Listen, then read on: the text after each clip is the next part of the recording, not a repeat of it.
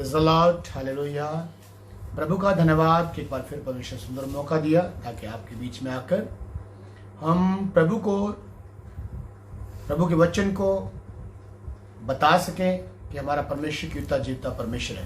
तो आज का जो मेरा विषय रहेगा, जैसे मैंने पिछले बारी सोने के बारे कहा था, क्या हम सोना डाल सकते हैं कि नहीं डाल सकते, तो आज का मेरा विषय है जो है वो श्रृंगार का है। जब हम श्रृंगार की बात करते हैं, क्या औरतें श्रृंगार कर सकती है, तो बड़ी हलचल हो जाती है। हम सेवकों में, पास्टरों में, समाज के अंदर और बहुत ऐसी चीज़ें हो जाती हैं। हम सब चीज़ों को भूल कर एक ही बात पर केंद्रित हो जाते हैं कि औरतों को श्रृंगार नहीं करना चाहिए, सोना नहीं डालना चाहिए, ऐसी चीज़ों पर हम लोग हो जाते हैं। तो मैं एक टेस्टमनी आपके साथ शेयर करना चाहता हूँ। जो भी पहले तो मैं रिक्वेस्ट करना चाहूँगा उन दासों से, प्रभु के दासों से, कि हम कोई भी वचन को जब बाइबल से पढ़ते हैं तो हम उन चीज़ों को समझें। पिछले टाइम में सोने के लिए कुछ पास्टरों से मेरी बात हुई तो उन्होंने कहा कि जो वचन के अंदर लिखा है हम तो वही बोलेंगे जी। तो मैं उनको बोलना चाहता हूं कि यीशु मसीह ने कहा, जब बीज की बारी आई कि एक व्यक्ति ने बीज को डाला, वो झाड़ियों में गिरा और पत्थरों में गिरा। तो जब यीशु मसीह उदाहरण से बात कर रहा था तो आपसे मैं पूछना चाहता हूं, आप उस बीज को क्या समझते हो? बीज क्या है? यीशु मसीह ने क्या समझाने की कोशिश की हम लोगों को? वो बीज जो है प्रभु का वचन है। अब प्रभु ने कहा बीज गिराओ, तो मैं पूछता हूं आप कौन सा बीज? कणक का बीज, चने का बीज, किस चीज का बीज? सरसों का बीज, किस चीज का गिरने जाओगे आप? तो जो वचन है उसको हम समझे। वचन के अंदर लिखा हुआ है, यूहन्ना उसका 8 और उसका 32 पढ़ लीजिए प्लीज। मैं चाहूंगा, देखो मैं ये पढ़ाना चाहता हूँ साथ साथ में, ताकि इन चीजों के लिए समझ आए और हम इन चीजों को ले सकें। देखिए क्या लिखा है, तुम सत्य को जानोगे, 8 और उसका 32। तुम सत्य को जानोगे, तुम सत्य को जानोगे और सत्य तुम्हें स्वतंत्र करेगा। सत्य जो है वो हमें आजाद करेगा। आप समझ रहे हैं? सच क्या है, सच्चाई क्या है, प्रभु का वचन क्या है, इन चीजों को हमने समझना है। आज का जो मेरा विषय श्रृंगार का है, क्या औरतें श्रृंगार करें कि ना करें। मैं एक टेस्टमनी आपके साथ शेयर करना चाहता हूं। मैं एक बार पंजाब में गया तो नेशफुल भाई भी और हम लोग इकट्ठे किसी घर के अंदर बैठे हुए थे। तो वहां पर 3 बहनें आई। वहां पर उन्होंने नेशफुल भाई को एक ही बात बोली कि पाशा असी बहुत प्रॉब्लम चाह गया। तो निरस्पुल भाई ने पूछा उनसे भी, आपको क्या प्रॉब्लम है बताइए। कहती जी, जब हम श्रृंगार करके चर्च में जाते हैं तो साडा पादरी सानू कहंदा है भी तुसी मुर्दार खा के आए हो, मीट खा के आए, तुसी ये ब्लड लग गया ताडे। लिपस्टिक जब एक औरत लगाती है तो श्रृंगार करती है, तो कहते ऐसी ऐसी चीजें पास्टर लोग हमें क्लियर बोलते हैं। तो जब हम घर में जाते हैं श्रृंगार नहीं करते तो हमारे हस्बैंड बोलते हैं कि गल तुसी विधवा हो गए हो, ताडा हस्बैंड नहीं है, तुसी श्रृंगार नहीं कर सकते। तो वो नरेशपुर भाई से पूछ रहे थे भी अब हम क्या करें। लेकिन मैं यही क्वेश्चन खुदा के दास जो पास्टर हैं, जो श्रृंगार नहीं करने देते, श्रृंगार के लिए बोलते हैं, उनसे पूछना चाहता हूं, ये औरतें कहां जाएं? आप कहते हो श्रृंगार नहीं करना, उनके हस्बैंड कहते हैं श्रृंगार करो, तो क्या करें वो? अगर घर में भी मान लो वो श्रृंगार कर लेंगी तो आपने तो हुक्म दिया है कि श्रृंगार करना नहीं, प्रभु नाराज हो जाएंगे, तो फिर वो तो बेचारे फंस गए हैं, वो कहां जाए? तो उनके लिए आपके पास क्या चीजें हैं? तो आज के समय के अंदर जो मैं चीज़ों को देख रहा हूँ, एक बहुत बड़ी प्रॉब्लम हमारे सामने खड़ी हो गई है। हम लोगों ने बिना स्टडी के उन लोगों को गुलाम कर दिया है। वचन में अभी पढ़ाया कि तुम सच्चाई को जानोगे तो सच्चाई तुम्हें आज़ाद करेगी, लेकिन हम लोगों ने उनको ऐसी गुलामी में डाल दिया। वो बेचारे चर्च के अंदर जाना चाहते हैं तो चर्च में जा नहीं पा रहे हैं, क्या करें वो लोग? तो जब नरेशपुर भाई से बात हुई तो उनको समझा ही रहे थे भी आप श्रृंगार कर लीजिए, कोई बात नहीं, आप श्रृंगार करें पर यीशु के पास आप जुड़ जाए और प्रभु को अपने जीवन के अंदर कार्य करने दें आप, श्रृंगार से कोई बात नहीं। तो अचानक से ऐसा ही अचानक से हुआ कि उनके पास्टर भी वहां पे आ गए। तो आप सोच सकते हैं, फिर जब पास्टर आपस में खड़े होते हैं तो फिर आपस में जब आमने सामने होते हैं तो फिर आप सोच सकते हैं मैं बोलूँगा कुछ नहीं। बस 1-1.5 घंटा लग गया जी इसी विषय पे। तो हमारे पास एक लड़का था, उसके बाल बड़े बड़े थे, इतने बड़े बाल रखे थे उसने। तो एक पास्टर उसमें से बोलने लगा, ये देखो ताड़े चेले हैं, इन्होंने इन्ने बड़े बाल रखे हुए हैं। तो भाई 1-1.5 घंटे से मैं सुनी जा रहा हूँ चुपचाप। मैंने नेशपुल को बोला, भला भाई नेशपुल जी मैं से कुछ बोल दूँ पास्टर साहब को? कह रहा राजेश तू ही बोल दे, उसे नहीं समझ आ रही। तो मैं हंसी की बात बता रहा हूँ आपको। तो मैंने उससे पूछा, आप जो चेले के पीछे पड़ गए, पहली बात तो हमारे चेले नहीं, यीशु मसीह के चेले हैं ये बच्चे। अगर इसने बाल थोड़े बड़े रखे भी हुए हैं तो आप मुझे बताओ कि यीशु मसीह ने कौन सा फौजी कटिंग कराई थी? बताइए। यीशु मसीह क्या कहता है बाल बड़े करने से, छोटे करने से? ये जो चीजें हैं हमारे, श्रृंगार नहीं करना, सोना नहीं पाना, ये खाओ वो ना खाओ, ये क्यों आप लोगों को बांध रहे हो? क्यों आपने स्टॉप कर दिया? जो परमेश्वर के पास बच्चे आना चाहते हैं वो आना नहीं चाहते। क्यों नहीं आना चाहते? प्रॉब्लम क्रिएट कर दी। जैसे मैंने पिछले सोने वाले बताया था आपको। तो कुछ जब मैंने पास्टर से बात की तो वो कहते हैं जो बाइबल के अंदर लिखा हम तो वही बोलेंगे। तो यार मुझे समझ नहीं आती, बाइबल के अंदर जो लिखा है आप वही बोलोगे, सिंपल तरीके से बोल दोगे। जो बाइबल लिखा बोल दीजिए आप, लेकिन फिर समझाए कौन उसको? तो आप पहले वचन की सही ढंग से स्टडी करें कि वचन हमें क्या बोलता है, परमेश्वर हमसे एक्चुअली चाहता क्या है। क्या वो चाहता है कि एक और श्रृंगार करे कि ना करे? तो आइए हम वचन की स्टडी करते हैं श्रृंगार के बारे। पहला पत्रस उसका 3 अध्याय 1 से 6 तक हम स्टडी करेंगे। पहला पत्रस उसका 3 अध्याय 1 से 6 तक हम स्टडी करेंगे। और ये ध्यान से सुनना है, जल्दबाजी मत करो। मैं अपनी लाइफ में एक छोटे बच्चे से भी सीखता हूं, और जब बच्चों से सीखता हूं मैं, मेरे बच्चे पास्टर आशीष पोल बैठता है मेरे साथ, अंजलि बेटी बैठती है, मेरे मैडम बैठते हैं, वो भी कुछ ऐसी बातें बताते हैं जिनसे मेरे, जब मैं पढ़ता हूँ तो और प्रकाशन आता है मेरे अंदर। खुदा के दास सब बोलते हैं, बड़े बड़े खुदा के दास बोलते हैं, कोई भी दास है, छोटा है बड़ा है, प्रभु किससे वचन से बोल रहा था, हम सीखते हैं उन चीज़ों को। लेकिन जहाँ से जब गलत होता है तो वो प्रॉब्लम आती है। जैसे बहुत सारे लोग बोल देते हैं भाई आने वाली 14 तारीख है, तुमने मिठा नहीं खाना। ऐसे ऐसे जब वचन दिमाग में आते हैं, खजूर की डाली को हाथ में ले लो तुम्हें कुछ नहीं होगा, तो जब ऐसे ऐसे थिंकिंग हमारे सामने आती है ना, तब मुझे लगता है कि यार गलत हो रही है। अगर एक खजूर की डाली आपका कुछ कर देती तो यीशु के लहू की क्या जरूरत है आपको? फिर आपको मिठा नहीं खाना, बताइए क्यों नहीं खाना 14 तारीख को मिठा? क्या हो जाएगा? मैं ये चीजें इसलिए बोलना चाहता हूं, प्लीज हाथ जोड़ के विनती है खुदा के दासों से। प्रभु के वचन में लिखा है कि परमेश्वर हम सेवकों से, जो कलीसिया के लोग हैं, उनका हिसाब लेगा। और फिर जो ये सिस्टर है जिनके हम श्रृंगार के विषय में आज बात करना चाहते हैं, तो जब ये ऐसी बातें होंगी तो क्या आपको हिसाब नहीं देना पड़ेगा? तो आज वचन हमें क्या बोलता है, तो ये यहां से हम स्टडी करेंगे। हालेलुया। जैसे मैंने पहले ही बता दिया आपको, यूहन्ना उसका 8:32 में, सच्चाई को जानोगे तो सच्चाई आजाद करेगी। और आजादी का मजा ही कुछ और होता है। लेकिन मैं इन चीजों के बारे में बताना चाहता हूं, श्रृंगार एक्चुअली क्या सिस्टम है। पढ़ दीजिए प्लीज। पहला पत्रस उसका 3 अध्याय 1 से 6 हम स्टडी करेंगे, और आपने इसको ध्यान से सुन लेना है, फिर क्वेश्चन आंसर कुछ डालेंगे, आप कुछ करेंगे। हे पत्नियों, तुम भी अपने पति के अधीन रहो। पहली बात यहां क्या लिखा हुआ है? हे पत्नियों, अपने पति के अधीन रहो। क्या बोला प्रभु ने? हे पत्नियों, अपने पति के अधीन रहो। हाँ जी, आगे। इसलिए कि यदि इनमें से कोई ऐसे हो, इसलिए, अब ये चीज नोट करनी है आपने, इसलिए कि इनमें से कोई ऐसे हो जो वचन को ना कोई मानते हो। ऐसे हो। कौन? कोई ऐसे हो जो वचन को न मानते हो। अब प्रभु ने क्या कहा? हुक्म कर दिया, पत्नियों अपने पति के अधीन रहो। इसलिए कि कुछ हस्बैंड ऐसे हैं पत्नियों के कि वचन को वो नहीं मानते। सिंपल बात यहां पे आ गई, इसमें कोई कंफ्यूजन नहीं है। आगे पढ़ो, देखो क्या लिखा है। इसलिए तुम्हारे भय सहित पवित्र इसलिए चाल-चलन को देखकर, तुम्हारे भय सहित, तुम्हारे अंदर भय किसका है? पत्नी के अंदर परमेश्वर का भय। परमेश्वर से डरना है, प्रभु ने जो कहा है वो आत्मिक फल उस औरत के अंदर होने चाहिए।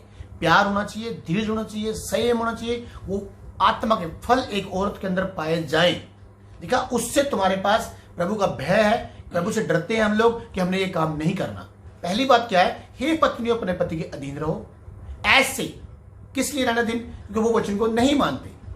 हस्बैंड जो वचन को नहीं मान रहा है, इसलिए प्रभु कह रहा है तुम उसके अधीन रहना वचन के। आपने प्रभु के जो दास है और जो जैसे प्रभु अधीनता के लिए बोलता है, अधीनता का कुछ मतलब निकलता है।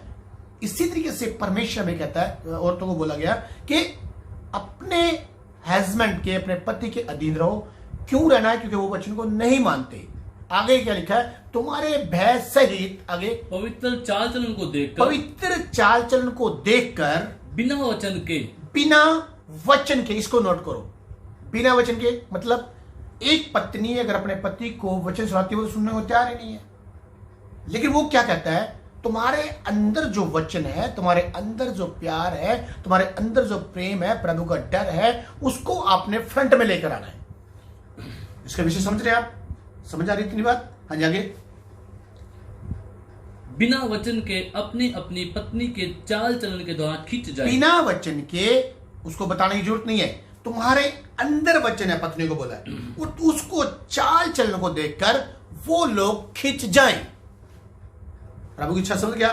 प्रभु चाहता है कि पत्नी, प्रभु का आत्मा, धीरज, शांति सब उसके अंदर हो और वो अपने पति से अच्छा व्यवहार करे। आज बहुत सारी पत्नियों की कंप्लेंट आती है कि हमारा पति चेंज नहीं होता। मैं उन पत्नियों से साफ बोलता हूं कि ये आप चेंज नहीं है, क्योंकि आप अगर चेंज होंगे तो आपका पति चेंज हो जाएगा।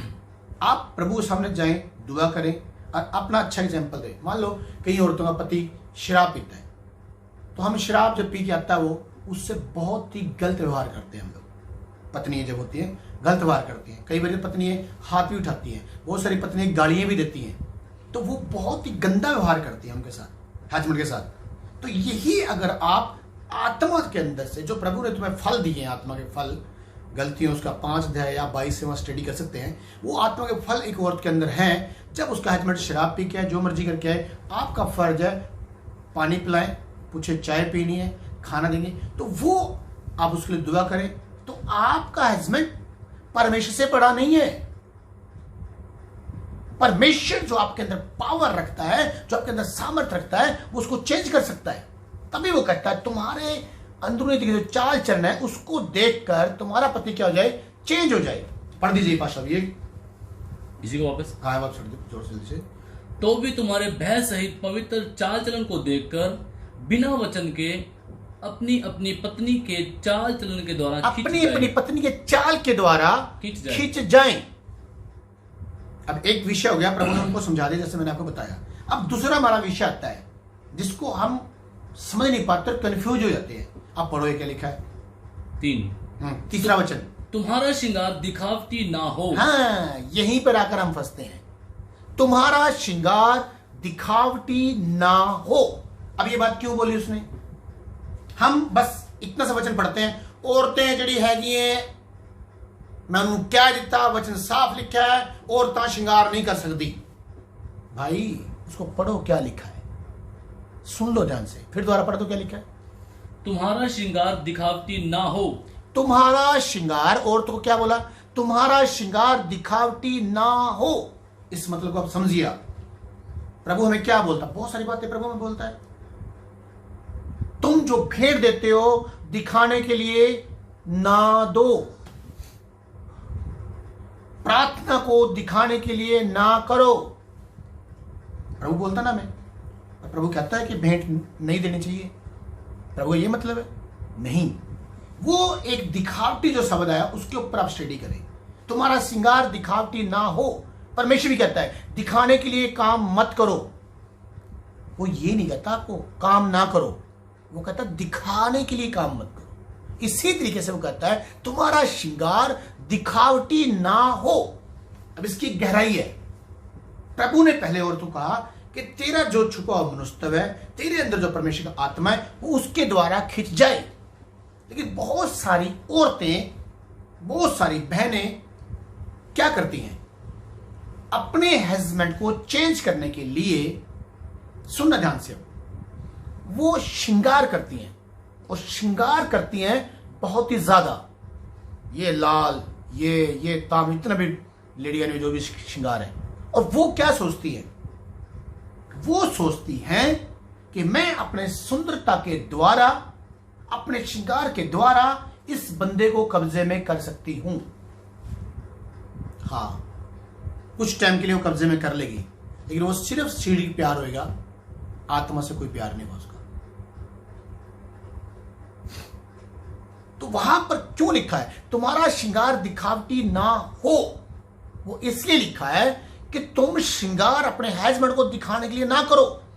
श्रृंगार से मना नहीं करा, आप श्रृंगार करिए, प्रभु कहता करें श्रृंगार, कोई टेंशन नहीं। प्रभु क्या प्रॉब्लम है श्रृंगार से, आप मुझे बताइए। परमेश्वर जो है, एक चीज का ध्यान दीजिए आप, इसके साथ एक वचन और जोड़ दूंगा मैं। परमेश्वर आपके बाहरी लुक को नहीं देखता, वो बाहरी लुक को नहीं देखता, याद रखना इस बात के लिए। पढ़ो, नहीं बता देता हूं। परमेश्वर आपके बाहरी लुक को नहीं देखता, वो औरतों की सुर्खी बिंदी इनको कुछ नहीं देख रहा है, वो सुनिए क्या देख रहा है।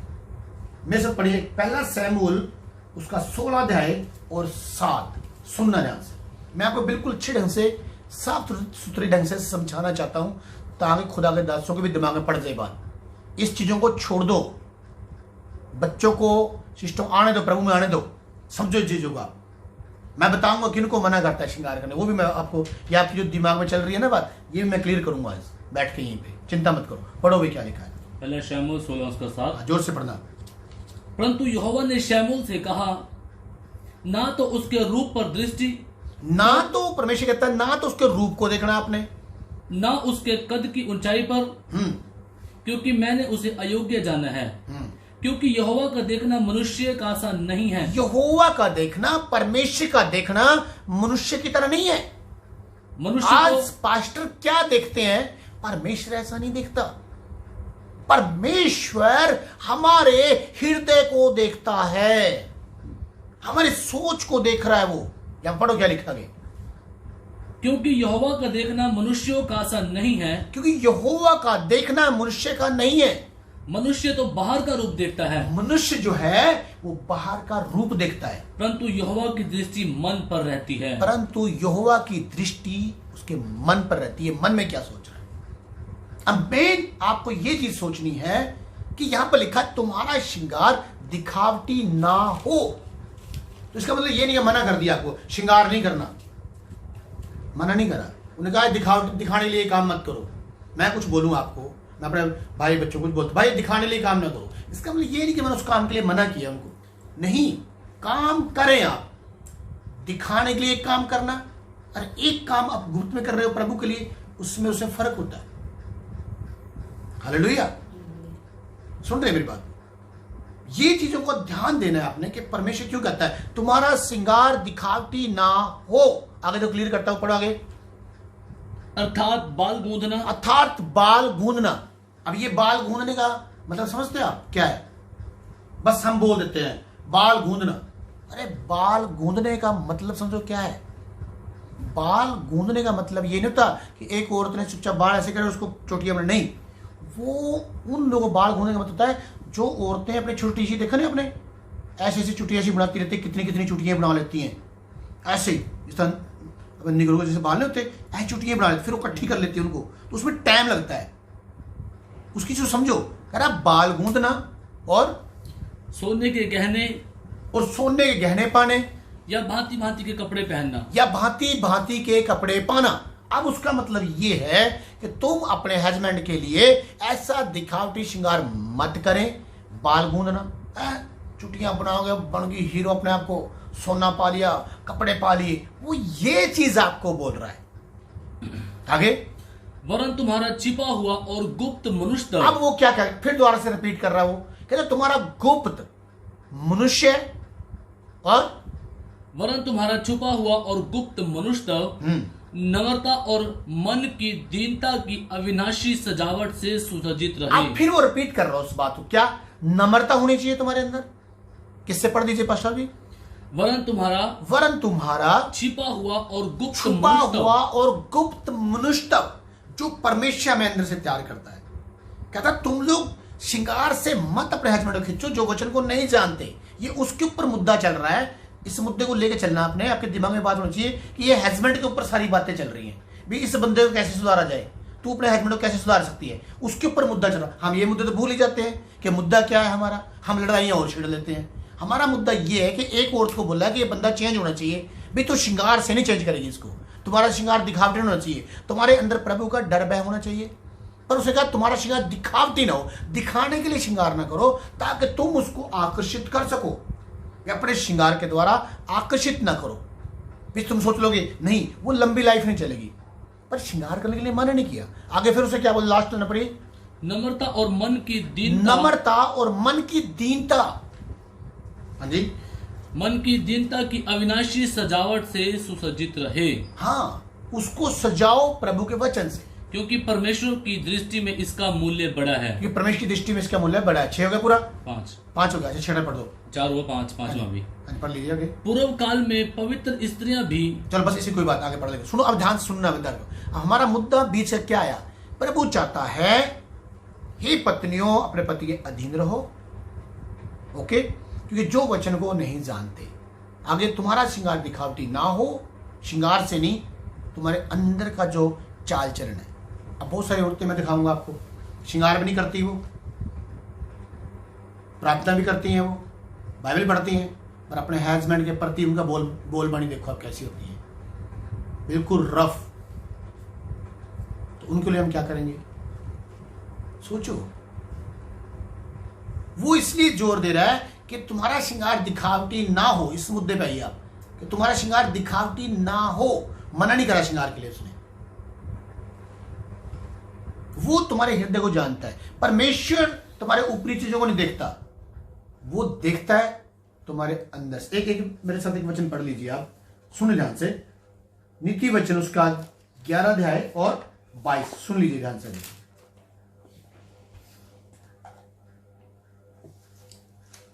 नीति वचन 11 उसका 22, सुने ध्यान से। जो सुंदर स्त्री विवेक नहीं रखती, जो सुंदर स्त्री विवेक नहीं रखती, वह तूतन में सोने की नथ पहने हुए सूअर के समान है। वो अगर यहां पर सोने की नथ ही पाले तो वो सूअर के समान है। क्यों कहा परमेश्वर ने ये बात? क्या वो नथ पाने से मना कर दिया उसने? उसने कहा, नोट करो बात क्या बोला, जो विवेक नहीं रखती। आगे पढ़ो उसके पूरे द्वार से। जो सुंदर स्त्री विवेक नहीं रखती, जो सुंदर स्त्री है, और विवेक मतलब समझ नहीं है उसके अंदर, उसके अंदर समझ नहीं है, वो ऐसी है नथ पाके जैसे सूर है। तो क्या आप इस वचन को समझ रहे हो? कौन सी हो जिसके अंदर समझ नहीं है? उसको बोला गया है जिसके अंदर समझ नहीं है, उसकी नथ क्या होगी? पागे सोने की वजह से लगी जैसे सूर है। क्यों बोला सूर उसको? क्यों बोला उसको सूर? क्योंकि उसके अंदर समझ नहीं है। नथ पाने से मना नहीं होता यहां पर। अगर उसके अंदर समझ होती तो नथ भी उसकी फिट हो जाती। जब उसके समझ ही नहीं है तो नथ पा के हीरो क्या बनेगी? सूर ही बनेगी वो। तो यहां पर आप श्रृंगार करें ना करें, क्या मुद्दे हैं, इनको प्लीज आप स्टॉप करके सिस्टरों को, आज हजारों औरतें वेट कर रही हैं कि हम चर्च में कैसे जाएं। ये मैंने झूठ स्टोरी नहीं बताई आपको, झूठी मूठी, ये प्रैक्टिकल लाइफ के बताइए मैंने आपको। जब मैंने सुनने के लिए प्रचार किया, बहुत बहनों फोन आया मेरे पास भाइयों का, कहते यार हम तो वेट कर रहे थे कि यार कोई ऐसा होए भी सुनने क्या करा जाए। जैसे मैंने सुनने में टेस्टिमनी दी थी कि धनवान परमेश्वर राज्य में जाएंगे। मैं ये मैसेज भी दूंगा थोड़े टाइम में। मैं ये चीजें आपसे क्यों शेयर करना चाहता हूं मेरे भाइयों, मेरे प्रिय पास्टरों, आदर के योग्य खुदा के दासों, मैं ये बात बोल देता हूं, इन छोटी छोटी चीजों को हटा के ना एक बार चर्च में आने दो। पाबंदियां मत लगाओ। एक औरत ने बाल कटाए हैं, नहीं कटाए हैं, पाए हैं, श्रृंगार, इनको हटा के ना, आप इस दिमाग को हटा के ना एक चीज सोचो कि इस बहन के अंदर प्रभु का आत्मा कैसे कार्य करे, वो प्लानिंग करो आप। और जब उनके अंदर आत्मा काम करेगा ना, आप देखना उनका बाहरी श्रृंगार भी और अंदर का श्रृंगार भी देखना, फिर धजियां उड़ा देंगे वही बहने। ये सोना उनके लिए मना कर दिया गया, ये श्रृंगार उनके लिए मना जो उठते प्रभु के वचन को समझ नहीं रही है, श्रृंगार से हस्बैंड को खींचना चाहती हैं। तो प्लीज आप ध्यान दें, वचन को समझें। और कई मैं जब बोलता हूँ, एक बंदे ने मुझे एक वचन बोला, कहता जी पास्टर साहब जी पहले तिमुथियुस 2:9 पढ़ लो, की लिखा है। बता भी मैंने पढ़ा नहीं होगा, वो वहां पर लिखा है 8वें वचन में, जब पहला तिमुथियुस उसका 2:8 से हम स्टडी करेंगे, वहां पर 8-9 पढ़ लेना, आप 10 पढ़ लेना, उसको स्टडी कर लेना। वहां पर लिखा हुआ है पुरुष जब प्रभु की आराधना में जाए, स्तुति में जाए, तो वो बिना क्रोध के, उसके अंदर क्रोध नहीं होना चाहिए, अच्छा विवेक होना चाहिए, पवित्र हाथों को उठा के धन्यवाद करे। और कहता वैसे ही स्त्रियां भी, वही फिर वही बात आती है, बाल मूंदना, कपड़े पाना, ये करना, ऐसे नहीं। तो वो क्यों, उन चीजों को समझो। आप चर्च में जा रहे हो, कोई जरूरी नहीं आपको 1 लाख का सूटी पाके जाना है, कोई जरूरी नहीं आपको सोने से लटके जाना है। श्रृंगार करते करते आपने 2 घंटे लगा दिए, चर्च में आप लेट हो गए हो। अगर आपको श्रृंगार ही करना तो टाइम से बैठो, आप मतलब चर्च में आप टाइम से जाओ। कोई ये नहीं कि जरूरी हम लोग भी प्रभु सामने जाएंगे तो बस। मैं हजारों बंदों को ऐसे देखता हूं, दुआ करते हैं लोग ऐसे, नफरत उनके अंदर भरी रहती है, कड़वाहट उनके अंदर भरी रहती है, किसी को माफ नहीं कर सकते वो लोग, फिर भी दुआ कर रहे होते हैं। क्या उनकी दुआ पक्के से ऊपर जाती होगी? ये उलझाने वाले पाप है, इब्रानियों में लिखा है। उलझाने वाले पाप समझो, छोटी छोटी बातों में उलझा के रखते हैं, कन्फ्यूज पा के रखे। वो बहनों कन्फ्यूज होगी, मैं श्रृंगार कर लिया तो मेरे को तो रब ही नहीं आना। क्यों नहीं आना रब आपके पास भी? वो आपके श्रृंगार कौन देख रहा? वो आपके कपड़े कौन देख रहा? आपकी पैंट कौन देख रहा? आपने कितना कीमती कोट पाया वो उसको नहीं देख रहा। वो देख रहा है आपके हृदय को। आमीन, हालेलुया। हमने प्रभु के वचनों को समझना है। जैसे मैंने कहा, बहुत सारे पास्टर बोलते हैं जो बाइबल से लिखा से उन्होंने कितना, अरे समझना भी तो है यार। एक वचन मैं आपको पढ़ाता हूं, व्यवस्था विवरण उसका 24 अध्याय और 5। सुनना ध्यान से, समझाने लिए ये सब मुझे बोलना पड़ रहा है, ये चीजें इतनी बोलनी पड़ रही है। हाँ जी, सुनना ध्यान से, क्या लिखा है यहाँ पर? जिस पुरुष का हाल ही में विवाह हुआ हो। क्या लिखा है? जिस पुरुष का हाल ही में, यानी कि अभी भी शादी हुई है, ये वचन में लिखा है। हाँ जी, वह सेना के साथ ना जाए, वो सेना के साथ ना जाए, और ना किसी काम का भार उस पर डाला जाए, और ना किसी काम का भार उसके ऊपर डाला जाए। वह वर्ष भर अपने घर में स्वतंत्रता से वो रहकर, वर्ष भर, हाँ जी पढ़ो, वह वर्ष भर अपने घर में स्वतंत्रता से रहकर अपनी ब्याही हुई स्त्री को प्रसन्न करता रहे। 1 साल बोला है, 1 साल उसको डिस्टर्ब ना करे, उसमें कोई भार ना पाए, और 1 साल अपनी पत्नी खुश करता है। मैं उन सेवकों से, पास्टरों से बोलता हूं जो कहते हैं बाइबल से लिखा वही मानना है, तो फिर जब अपने बेटे की शादी करोगे ना, तो ये वचन भी मान लेना। फिर यहां पे लिखा है शादी होगी, 1 साल तक उसको भार ना पाया जाए, उसको रूम दे देना। कहता भाई कोई नहीं, खा पी, तो 1 साल कुछ करने की जरूरत नहीं तरफ से, और तो अपनी बीवी खुश कर। क्या आप करा दोगे ऐसा? इन चीजों को समझो, क्यों बोला उसने ये बात। फिर दोबारा वचन को पढ़ो और समझो इस बात को, फिर दोबारा पढ़ो साहब। जिस पुरुष का हाल ही में विवाह हुआ हो, वह सेना के साथ ना जाए, वो सेना के साथ ना जाए। इस पॉइंट को नोट करो। जैसे मैंने आपको बताया ना, श्रृंगार दिखावटी ना हो, इस पॉइंट पे बोला अपन ने। अब ये इस पॉइंट पे बोल रहा हूं, सेना में ना जाए। उस टाइम के लोगों के अंदर जब राजे महाराजे लड़ाइयां होती थी, तो वो जब शादी होती थी तो वो बंदे को, जैसे आज शादी 2 दिन में ही लड़ाई में भेज देते थे और बंदा मर जाता था। तो वहां पर उसने डिसिप्लिन निकाला भी कम से कम 1 साल उस बंदे को अपनी पत्नी के साथ रहने दो। ये था। तो आज क्या आप शादी करके 1 साल बिल्ला रह सकते हैं? मेरे पास मेरा बेटा पास्टर आशीष है, मैं बोलूंगा ठीक है पास्टर साहब, मैंने आपकी शादी कर दी है, अब आप 1 साल अपनी बीवी के साथ रहो। लो, अरे मैं बोलूंगा शादी होगी, चुपचाप खुदा काम कर। पर आप कहेंगे नहीं यार, बाइबल में तो ये लिखा है। तो मैं आपसे पूछ रहा हूं, जो बोलते ना जो बाइबल में लिखा हम तो वही चलेंगे, तो चलो फिर बाइबल के हिसाब से चलो। फिर बाइबल में जो लिखा है उसको समझना है। इब्रानियों में क्या लिखा है मालूम है? अभी तुम्हारे लिए कुछ बातें कठिन है जो समझ नहीं आ रही तुम लोगों को। बाइबल जो है, एक ऐत के ऊपर करोड़ों प्रचार है, करोड़ों बार आप बोल सकते हो। इतनी गहराई है उसके अंदर साहब। हम छोटी बातों के लिए बॉन्ड कर दिया बहनों को, भाइयों को, तूने ये नहीं करना, तूने ये नहीं करना, पाबंदी लगा दी। आप लोग जो पास्टर ना जो ऐसे विचार रखते हैं, तुम फकी फरीसी बन गए हो। और यीशु मसीह ने क्या कहा, मत्ती 23 पढ़ के देखना उनके लिए क्या बोला है। कहता है ये जो बोलते हैं ना सुन लो कारण की, पर इनके काम मत करो। हम जो बोल रहे हैं क्या हम कर रहे हैं उसको? हम पास्टर बोलते हैं चर्च में टाइम से आओ, आप टाइम से आ गए चर्च में, दशवांश भेंट दो, आप दशवांश भेंट निकाल रहे हैं। प्रार्थना करो, आप प्रार्थना कर रहे हैं। प्यार करो, अरे सबसे जिसको मैं कहूं नफरत तो पादरियों के अंदर ही भरी हुई है सारी। क्या सिखाएंगे हम किसी को? यीशु मसीह का शून्य बनने का मतलब समझते हो आप? शून्य बनने का मतलब है जीरो कर दिया उसने। जब तक हम पास्टर अपने आप को जीरो नहीं करेंगे ना, कभी भी बेदारी ला सकते कहीं भी। हमें मरना ही पड़ेगा, जीरो बनना पड़ेगा, एक दूसरे की बात को सुनना पड़ेगा, प्यार से चलना पड़ेगा, एकजुट हमको होना पड़ेगा और प्रभु के डिसिप्लिन में आना पड़ेगा।